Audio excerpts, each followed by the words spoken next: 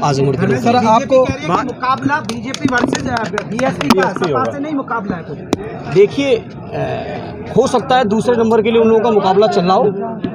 Samajwadi party से मुकाबला वास्तव में इस जिले में न किसी का था और न किसी का है और न किसी का हो पाएगा।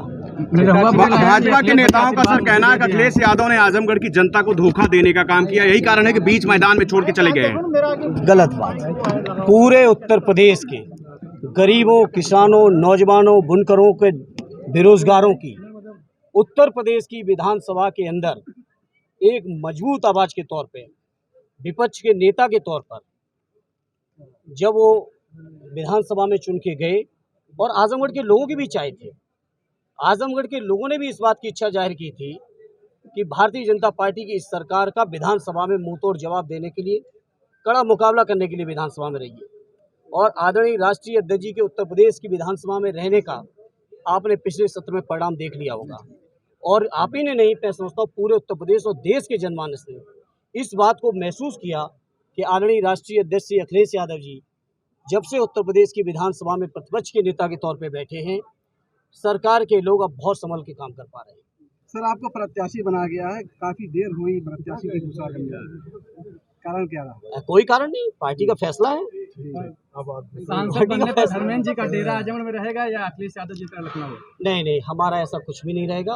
आजमगढ़ की जनता ने जो लाड़ दुलार सम्मान यहाँ की जनता ने दिया है, हम लोग जीवन पर्यंत भी सेवा करेंगे तो आजमगढ़ के लोगों से कर्ज से कभी मुक्त नहीं हो सकती। आजमगढ़ जैसी ऐतिहासिक समाजवादी सरजमी, जिस सरजमी के बारे में चौधरी साहब ने कहा था कि बागपत छोड़ सकता हूं, आजमगढ़ नहीं। जिस सरजमी के लिए आदरणीय नेताजी ने कहा इटावा दिल है तो आजमगढ़ धड़कन है। और इस आजमगढ़ के लोगों ने, मैं समझता हूं उत्तर प्रदेश में चाहे किसी की हवा चली हो, लेकिन हमेशा समाजवादियों को ताकत दी है, समाजवादी विचारधारा को बढ़ाया है। ऐसी सरजमी पर आके मुझे यहाँ के लोगों की सेवा का, खिदमत का मौका मिला।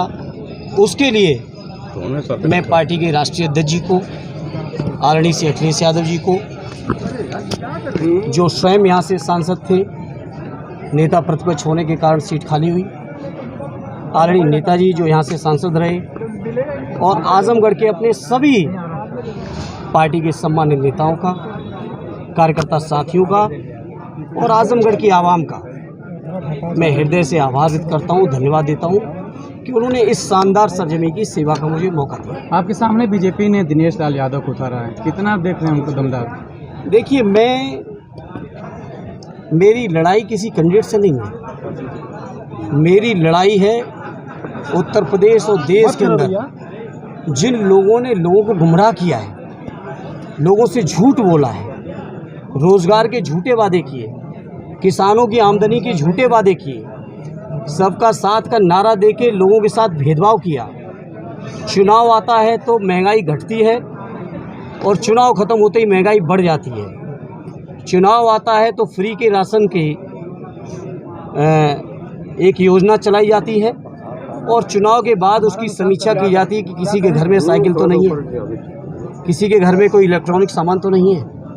तो हमारी लड़ाई ऐसे लोगों से है और ये मेरी खुशनसीबी है, मेरा सौभाग्य है कि आजमगढ़ के लोगों ने ऐसी ताकतों को कभी पनपने नहीं दिया। परिवारवाद का और आजमगढ़ के लोगों ने पनपने नहीं दिया है, अभी तक का इतिहास है और हमें यकीन है कि हमारा ये इतिहास लगातार आजमगढ़ में बरकरार रहेगा। सर भाजपा आरोप लगा रहे कि परिवारवाद का खात्मा होगा।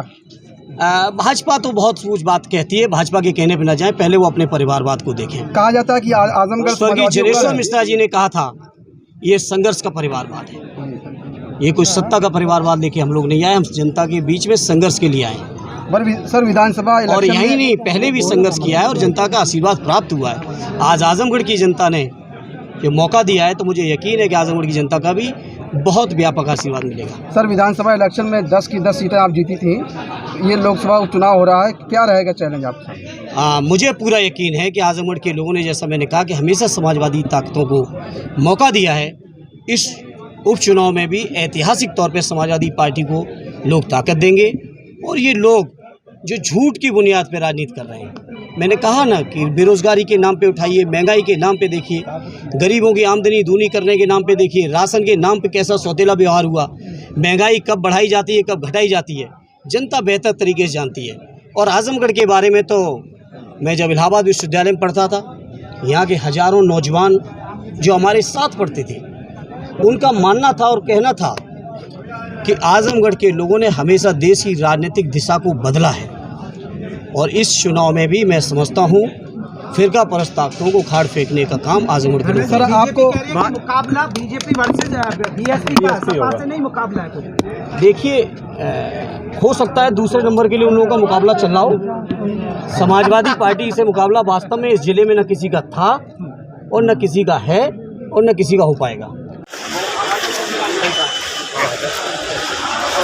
रास्ता दे दे जी सर, जी वही जाएगा सर, वही बात कैंडिडेट प्लस सबसे बात नहीं वही सर आइए।